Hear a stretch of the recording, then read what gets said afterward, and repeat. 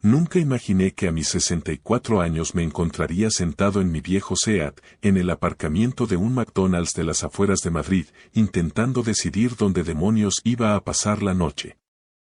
El olor a patatas fritas baratas se mezclaba con el aroma a humedad de la tapicería desgastada, esa que ya no recordaba el brillo de sus mejores tiempos, y no pude evitar soltar una carcajada amarga ante la ironía de mi situación. Mi nombre es Antonio Rodríguez. Hace apenas 3 meses, mi despacho presidía la planta 15 de un edificio emblemático en el Paseo de la Castellana, desde donde Madrid parecía estar a mis pies. Ahora, me encontraba contando los 7,38 euros que me quedaban en la cartera, preguntándome si me llegarían para un café y quizás una hamburguesa del menú ahorro que anunciaban en el cartel luminoso. El colapso fue tan rápido que todavía no alcanzo a procesarlo del todo. Pasé 35 años levantando Construcciones Rodríguez desde la nada, ladrillo a ladrillo, y todo se desvaneció en cuestión de semanas. La demanda de aquel proyecto en la urbanización de lujo en Pozuelo de Alarcón fue el clavo final en mi ataúd. Cuando los cimientos se dieron debido a unos problemas del suelo que no pudimos prever, vinieron a por nosotros con toda la artillería legal de los poderosos. Mi compañía de seguros encontró un tecnicismo miserable para denegar la cobertura, y de repente, me enfrentaba a una sentencia de 2 millones de euros que no podía pagar ni en 3 vidas. Perdí la empresa primero, luego mi casa en Mirasierra, el hogar donde había criado a mis hijos. Al banco no le importaron mis décadas de historial de pagos impecables. Los números en una hoja de Excel no tienen sentimientos, y los míos estaban todos en rojo sangre. Logré rescatar unos pocos miles de euros de la venta a la desesperada de mis herramientas y maquinaria, pero ese dinero voló. Alquiler, comida, gasolina. Las necesidades básicas que había dado por sentadas durante tanto tiempo se volvieron lujos inalcanzables. Así fue como terminé ante la puerta de mi hijo Miguel un martes por la tarde, con una sola maleta y lo que me quedaba de orgullo maltrecho. Miguel vivía en un hermoso chalet en una zona residencial de las afueras, el tipo de casa que siempre soñé comprarle cuando era pequeño y jugábamos con piezas de Lego. Su esposa, Elena, tenía gustos caros y un ojo clínico para el estatus, algo que se notaba en cada detalle perfectamente cuidado y aséptico de su hogar. ¿Papá? Miguel abrió la puerta con cara de sorpresa, a pesar de que le había avisado por teléfono un par de horas antes. Pensé que vendrías el fin de semana. Los planes cambiaron, dije, apretando el asa de la maleta para que no me temblara la voz. ¿Es un mal momento? Antes de que pudiera responder, Elena apareció detrás de él como una sombra elegante. Nunca fui su persona favorita, pero la mirada que me lanzó ese día fue distinta. No era solo desagrado, era algo parecido al desprecio, como si mi fracaso fuera una enfermedad contagiosa. Antonio, dijo ella, pronunciando mi nombre como si fuera una carga pesada de la que quisiera librarse. Miguel me ha contado tu situación.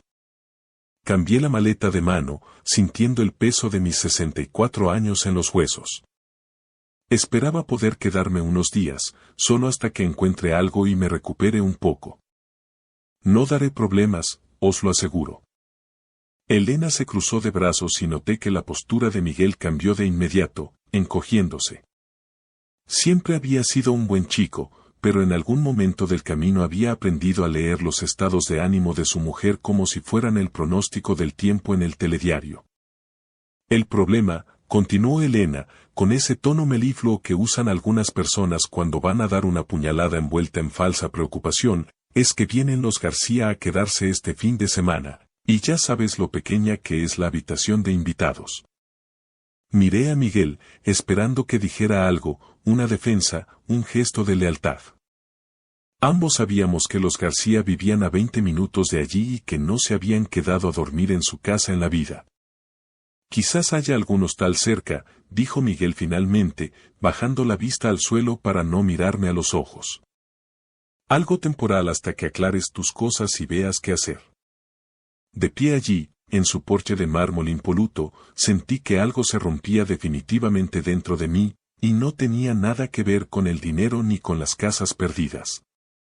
Este era mi hijo, el niño al que enseñé a montar en bici en el retiro, al que ayudé con los deberes hasta las tantas de la madrugada, al que animé en cada partido de fútbol bajo la lluvia, el hombre al que pagué la carrera en el ICADE, incluso cuando eso significó pedir préstamos personales que me quitaron el sueño durante años. Entiendo, dije en voz baja, sintiendo un nudo en la garganta. La expresión de Elena se suavizó lo justo para fingir compasión. No es que no queramos ayudar, Antonio. Es que es un momento difícil para todos. Miguel está muy estresado con su puesto en el banco y yo estoy lidiando con los problemas de salud de mi madre. Apenas tenemos capacidad mental para gestionar nuestros propios problemas. Capacidad mental. Me pregunté en qué momento cuidar de la propia sangre se convirtió en algo que requería una gestión de recursos, como si fuera una conexión de fibra óptica de Movistar de la que se agotan los gigas. Claro, dije. Lo entiendo perfectamente. Pero no lo entendía. No entendía cómo la misma mujer que me llamaba cada vez que necesitaba ayuda para montar un mueble de IKEA o quería que alguien le cuidara el perro durante sus vacaciones de lujo, de repente me consideraba una carga excesiva para pasar unas noches en su sofá. Hay un hotel de la cadena Ibis cerca de aquí, en el polígono, añadió Miguel, mirándome por fin, aunque con una prisa evidente por cerrar la puerta. No es muy caro. 95 € la noche. Había consultado su web en el móvil antes de ir, con los dedos entumecidos. 3 noches allí liquidarían casi todo el efectivo que me quedaba en el mundo. Suena perfecto, mentí, irguiendo la espalda con lo que me quedaba de dignidad. Elena se iluminó de inmediato, con esa sonrisa que pone la gente cuando una situación incómoda se resuelve a su favor sin mancharse las manos. Y en cuanto estés instalado en algún sitio permanente, nos encantaría que vinieras a cenar. Quizás el mes que viene, cuando pase todo este lío. El mes que viene, pensé, cuando la inconveniencia de mi presencia se limitara a un par de horas de cortesía y una comida casera para limpiar sus conciencias. Me despedí de Miguel con un abrazo breve, casi aséptico. Por un segundo, sentí que me sujetaba con más fuerza de la habitual, un apretón que me hizo albergar una última y desesperada esperanza. Pensé que tal vez iba a dar un paso atrás, a invitarme a pasar, a decirle a Elena con firmeza que su padre necesitaba ayuda y que no había más que hablar. En lugar de eso, rompió el contacto, me dio unas palmaditas condescendientes en la espalda y sentenció. Cuídate mucho, papá. Mientras caminaba hacia mi viejo Seat, el sonido de la puerta principal cerrándose con un suave clic me resultó definitivo, como el cierre de una cámara acorazada. Me quedé sentado al volante unos minutos, observando la casa a través del parabrisas. El césped estaba cortado con una precisión casi militar y los parterres de flores parecían sacados de una revista de decoración. A través de la ventana del salón, alcancé a ver la silueta de Elena moviéndose con naturalidad. Probablemente ya me había borrado de su lista de preocupaciones inmediatas. El Hotel Ibis del polígono estaba completo. También el Holiday Inn y un par de hostales de carretera de dudosa reputación que probé después. Al parecer, se celebraba un congreso internacional en Madrid y no quedaba una cama libre en kilómetros a la redonda. A las 20, me vi aparcado en un rincón oscuro detrás de una cafetería de 24 horas, intentando descifrar cómo dormir en el coche sin despertar las sospechas de la policía o parecer un indigente. La ironía me golpeaba con la misma fuerza que el frío que empezaba a calar en la chapa. Me había pasado media vida construyendo hogares para otros y ahora no encontraba un solo techo bajo el cual refugiarme. En ese momento, el móvil vibró sobre el salpicadero. Era un número desconocido. Tras el día que llevaba, mi instinto me pedía ignorarlo y dejar que saltara el buzón de voz, pero la desesperación tiene una forma curiosa de obligarte a responder llamadas que, en otras circunstancias, jamás atenderías. ¿Antonio Rodríguez? La voz al otro lado era formal, aséptica y con un ligero acento que no supe ubicar de inmediato. Dígame, respondí, intentando sonar más entero de lo que estaba. Mi nombre es Eduardo Sanz. Llamo en nombre de mi empleador, el señor Javier Moreno. Le agradecería mucho una reunión con usted mañana por la mañana, si su agenda lo permite. Me removí en el asiento, tratando de encontrar una postura que no me torturara la espalda contra la tapicería desgastada. Lo siento, ¿quién dice que llama? Pregunté desconcertado. Javier Moreno, repitió Eduardo con una paciencia profesional. Ha solicitado una reunión con usted mañana a las 10. Es un asunto de suma urgencia. El nombre no me decía absolutamente nada. En 35 años en el sector de la construcción conoces a cientos de personas, pero Javier Moreno no figuraba en ninguno de mis archivos mentales. Mire, creo que se equivoca de Antonio Rodríguez, dije con un suspiro. No conozco a nadie con ese nombre.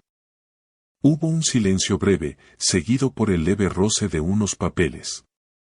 Antonio Javier Rodríguez, nacido el 15 de marzo de 1962, anteriormente propietario de Construcciones Rodríguez, leyó la voz con precisión quirúrgica.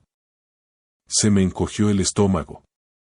¿Cómo sabe lo de mi empresa? Pregunté, sintiendo un repentino escalofrío. El señor Moreno ha sido muy específico. Su salud es delicada y el tiempo es un recurso que ya no le sobra. Miré el aparcamiento vacío y las luces de neón de la cafetería. Unas horas antes, mi propio hijo me había dado la espalda. Ahora, un extraño me buscaba como si yo fuera una pieza clave en su tablero. ¿Qué es exactamente lo que quiere de mí? Pregunté. No puedo discutir los pormenores por teléfono, pero puedo asegurarle que el señor Moreno compensará generosamente su tiempo. ¿Le parecerían adecuados 500 euros por una reunión de 1 hora? ¿500 euros? La cifra me golpeó. Era más dinero del que había visto junto en semanas. Pensé en los miserables 7,38 euros de mi cartera, en la humillación de dormir en el coche y en la suficiencia de Elena sugiriendo un hostal barato. ¿Dónde tengo que ir? Pregunté finalmente. En la finca Moreno. Le envío la ubicación ahora mismo. ¿Contamos con usted a las 10? Allí estaré, respondí. Tras colgar, me quedé mirando la pantalla del móvil en el silencio del coche. Todo aquello resultaba surrealista. Los millonarios no suelen llamar a contratistas arruinados para ofrecerles dinero por charlar. Pero, pensándolo bien, hace una semana tampoco habría creído que mi dormitorio sería un Seat viejo. La ubicación llegó poco después. Una dirección en La Moraleja, una zona donde las mansiones no bajan de los 2 millones de euros. Intenté dormir, pero los asientos no estaban hechos para el cuerpo de un hombre de mi edad y estatura. Cada vez que el sueño empezaba a vencerme, el haz de luz de algún coche entrando en el aparcamiento barría mi parabrisas, despertándome de golpe. Pasé la noche en vela, mirando el techo del coche y dándole vueltas a la misma pregunta. ¿Qué clase de hombre paga 500 euros por 1 hora del tiempo de un completo extraño? Al amanecer, me sentía rígido y exhausto.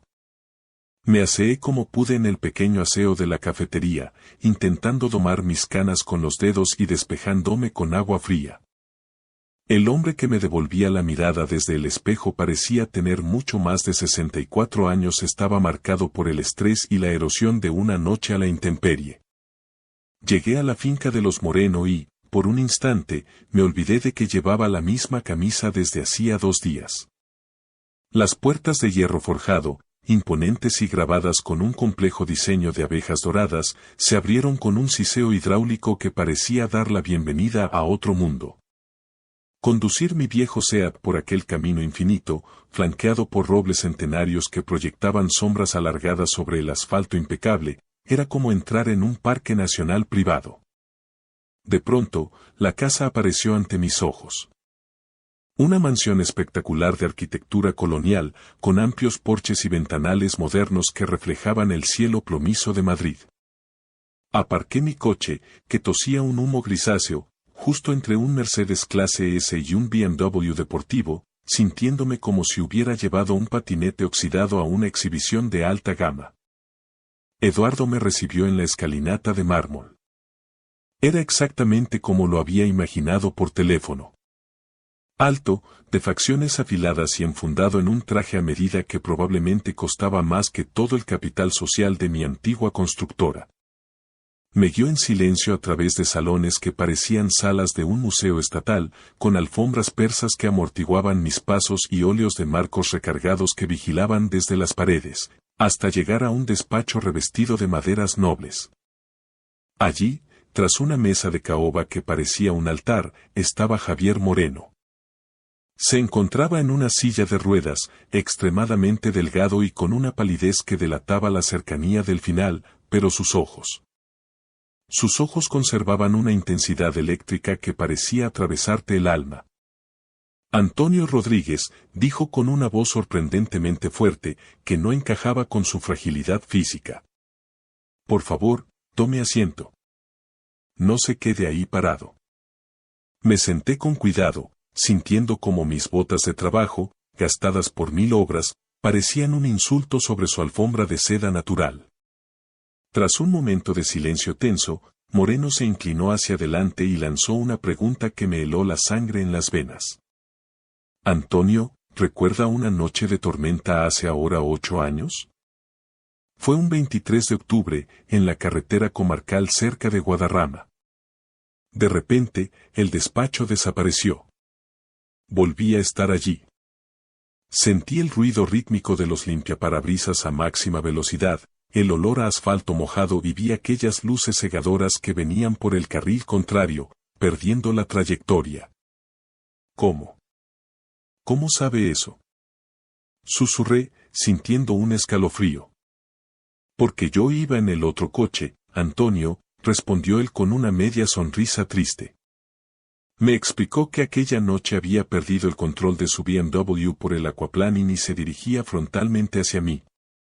Yo podría haberme quedado en mi carril, el impacto habría sido brutal, pero él, en su coche más ligero y descontrolado, se habría llevado la peor parte. En lugar de eso, por puro instinto de protección hacia el prójimo, pegué un volantazo violento y estampé mi furgoneta contra el quitamiedos para esquivarlo. Él acabó en el arroyo, 6 metros abajo, con el coche volcado y el agua del torrente subiendo peligrosamente. Recordé bajar por el terraplén embarrado, resbalando, rompiendo el cristal del copiloto con una piedra y sacándolo de aquel amasijo de hierros mientras mis propias manos sangraban por los cortes de los cristales. Me quedé con él bajo la lluvia torrencial, cubriéndolo con mi propia chaqueta para que no muriera de hipotermia antes de que llegaran las asistencias. Me salvó la vida, Antonio, dijo Moreno, mirándome fijamente. Y lo más extraordinario es que nunca pidió nada a cambio. Ni siquiera llamó al hospital para preguntar si aquel desconocido seguía vivo. Me confesó entonces que esa noche huía de su propia sombra. De su mujer, de sus empresas y de una investigación fiscal que amenazaba con mandarlo a prisión. Aquel accidente fue su epifanía. Sus abogados arreglaron el entuerto legal mientras él se recuperaba, y desde entonces construyó un imperio de 800 millones de euros aprovechando esa segunda oportunidad que yo, un desconocido, le había regalado a cambio de nada. Me estoy muriendo, Antonio. Cáncer de páncreas. Los médicos me dan 2, quizás 3 meses si tengo suerte. Deslizó un documento de alto gramaje sobre la mesa. Era su testamento y últimas voluntades. Desde ayer, ante notario, usted es el único beneficiario de toda mi fortuna. Esta casa, las empresas, las inversiones internacionales. Todo pasa a ser suyo. Me quedé mudo, con la boca seca. Intenté protestar, balbucear algo sobre su familia, pero Moreno levantó una mano, tajante. Me contó que su hijo Ricardo solo esperaba el parte de defunción para sufragar sus deudas de juego en Londres y que su hija Lucía solo se comunicaba con él a través de abogados para exigir transferencias. Usted se quedó conmigo en el barro cuando no era nadie. Me trató como si mi vida tuviera un valor infinito cuando yo solo era un extraño borracho que casi lo mata, dijo con una firmeza inamovible. No tiene elección, Antonio. Los papeles están firmados y sellados. Pero entonces, su rostro se volvió sombrío, casi fúnebre. Sacó una carpeta con mi nombre etiquetado en el lomo. He estado pendiente de usted todos estos años, amigo mío. Sé lo de la quiebra de su empresa, sé que perdió su casa de Mirasierra. Y sé perfectamente lo que ocurrió ayer tarde en casa de su hijo Miguel. Sacó unas fotografías mías, cabizbajo ante la puerta de Miguel, y un grabador digital de última generación. El dinero permite acceder a tecnología muy discreta. Mi investigador privado grabó la escena completa, dijo Moreno mientras pulsaba el botón de play. En el silencio del despacho, resonó la voz de Elena hablando con desprecio de mi falta de capacidad mental y la de mi propio hijo sugiriendo fríamente un hostal de polígono. Pero lo peor vino después.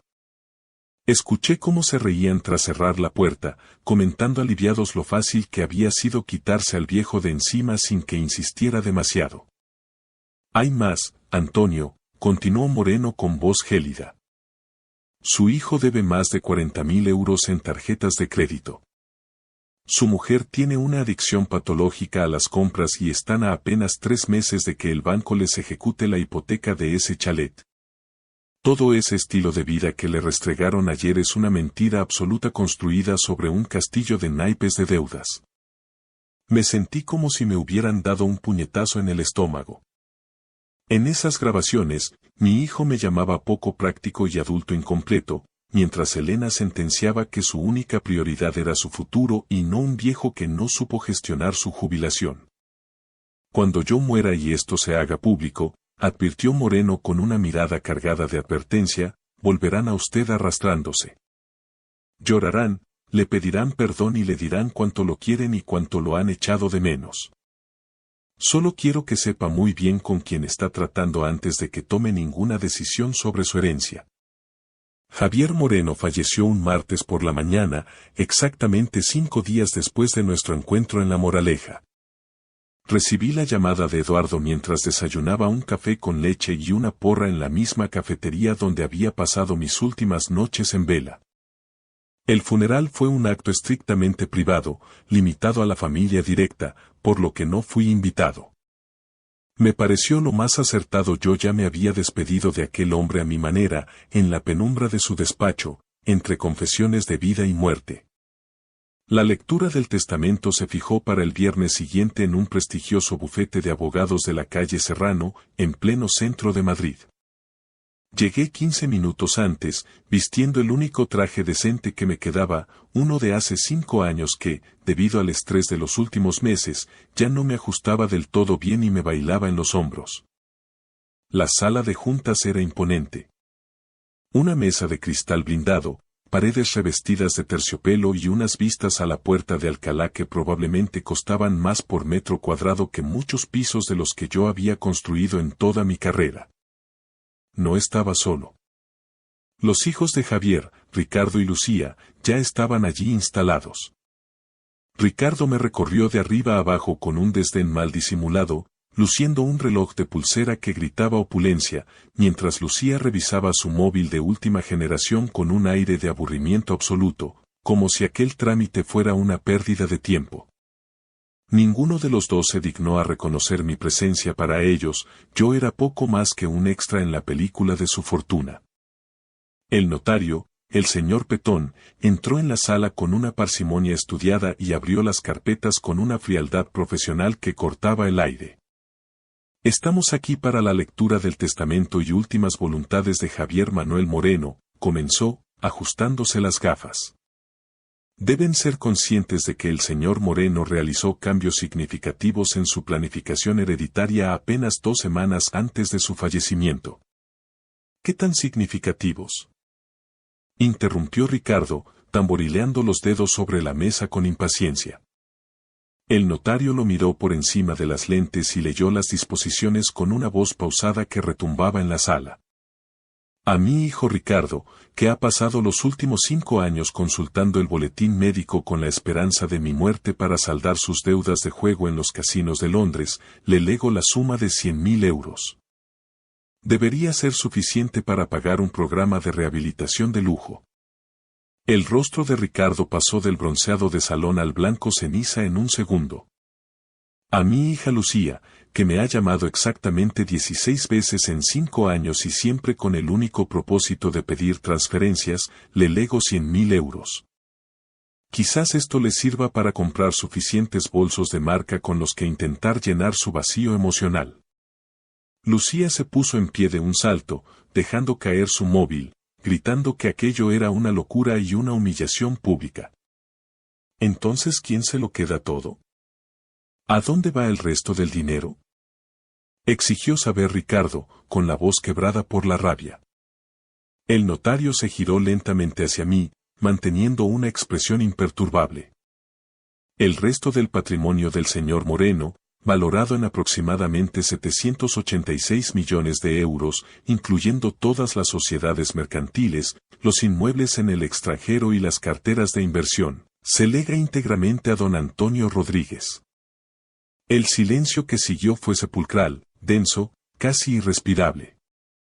Ricardo y Lucía me miraron como si fuera un fantasma que acabara de materializarse entre ellos para robarles el aire. ¿Quién diablos es este tal Antonio Rodríguez? Preguntó Lucía finalmente, con un hilo de voz cargado de veneno. El testamento especifica, respondió el notario, que el señor Rodríguez es la única persona que mostró una bondad genuina hacia su padre, arriesgando su propia integridad sin esperar absolutamente nada a cambio en el momento más oscuro de la vida del testador. Ricardo estalló, golpeando la mesa y acusándome de ser un estafador y un manipulador de ancianos.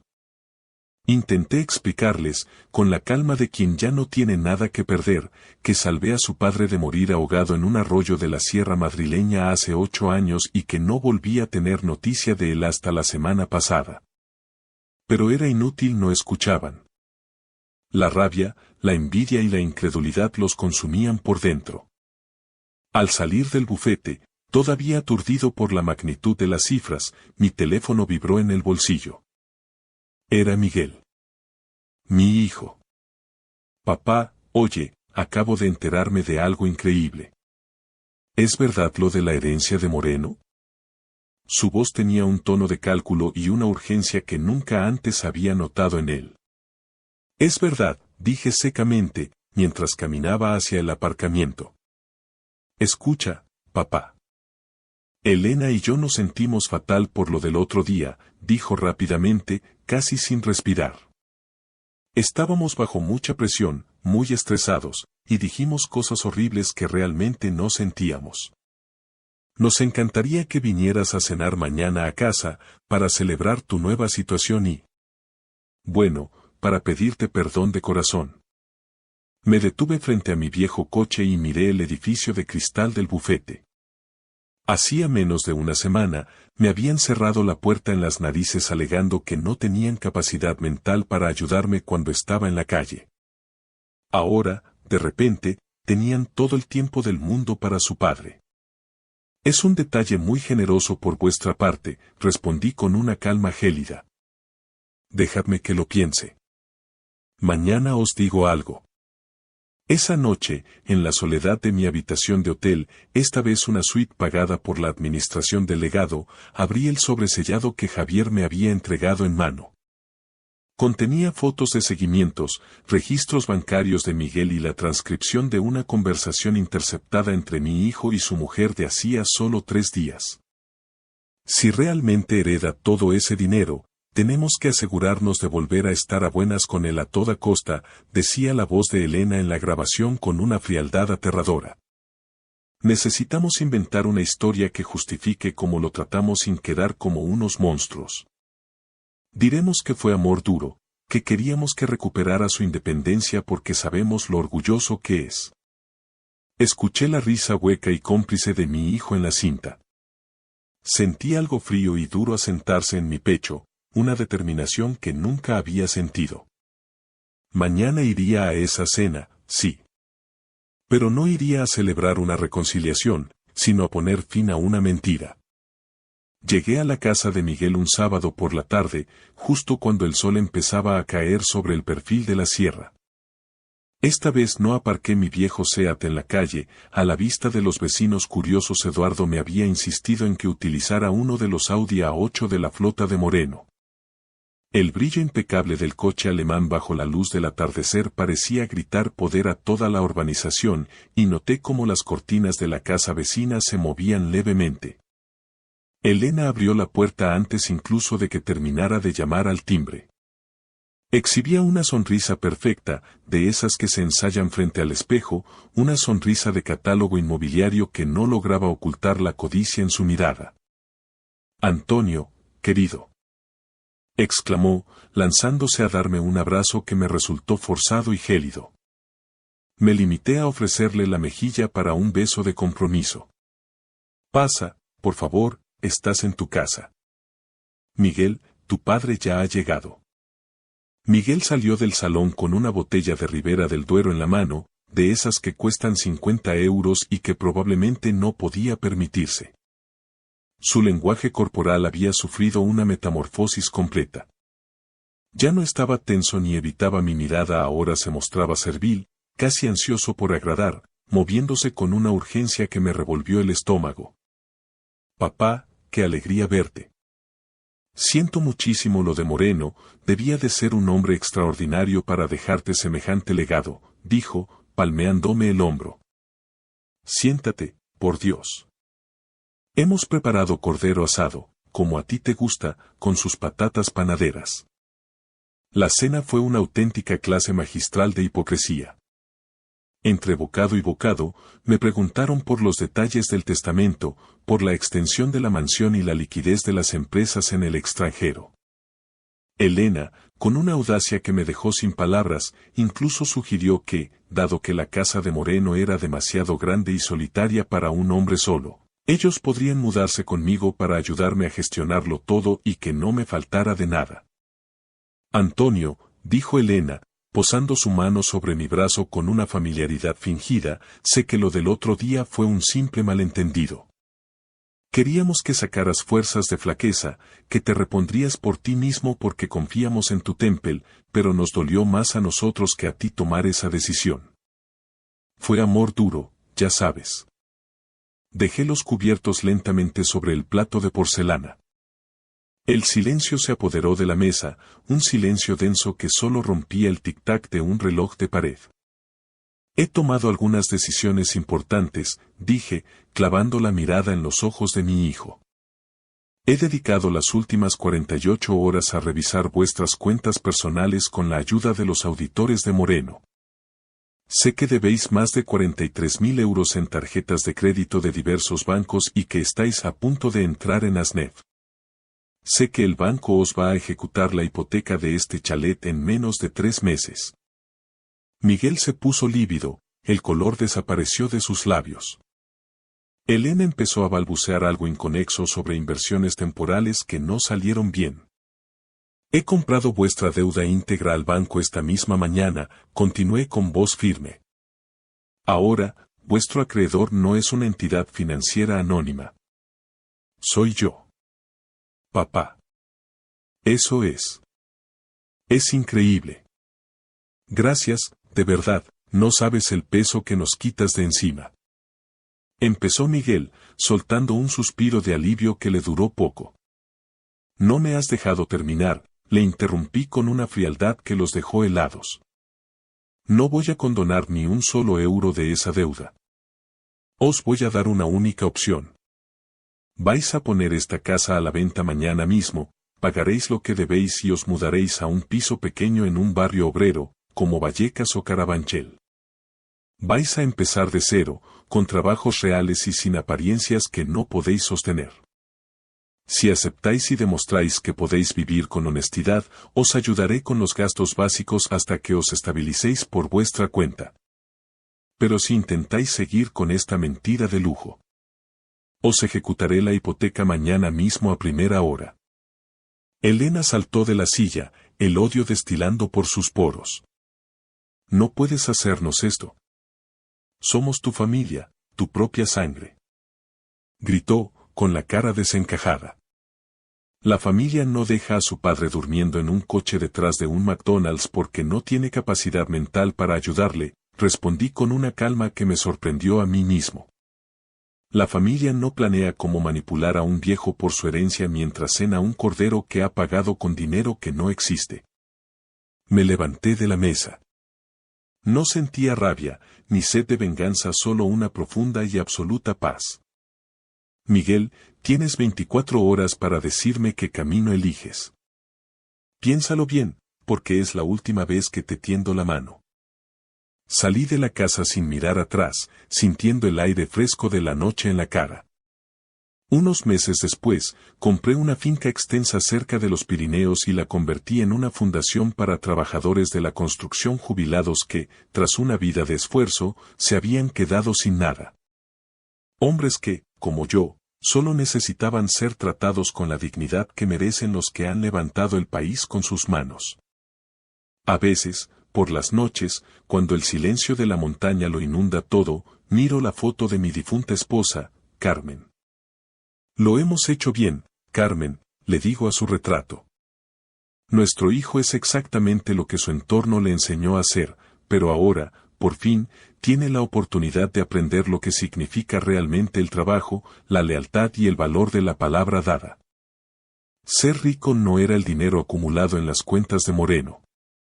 Era la libertad de elegir con quién pasar el tiempo y a quién ayudar de verdad. Miré hacia las cumbres nevadas, recordando a Javier Moreno y aquella noche de lluvia que cambió nuestras vidas para siempre. Él huía de sus problemas cuando lo saqué de aquel arroyo embarrado, pero quizás, de alguna manera, corría hacia este preciso momento.